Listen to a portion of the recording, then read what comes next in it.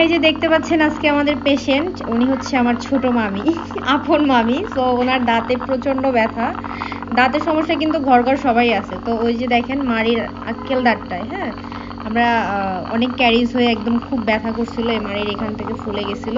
আগে ফিলিং দেওয়া ছিল, এখন ক্যারিজটা কিন্তু আস্তে আস্তে ডিপলি চলে গেছে, ক্যারিয়ানের ভিতরে চলে গেছে। এখন রুট ক্যানাল ট্রিটমেন্ট স্টার্ট করলাম। সো ফাইনাল হচ্ছে এটাকে কাটিং করে রুট ক্যানাল ট্রিটমেন্ট শেষ করে সিল করে তারপর ক্যাপ করে দেবো। তো যারা যারা এই ধরনের সমস্যা নিয়ে ভুগছেন আমাদের এখানে এসে সুন্দর করে ব্যথামুক্তভাবে কাজ করে যেতে পারেন। ব্যথা করে না? ব্যথা করে না। আচ্ছা, করে না।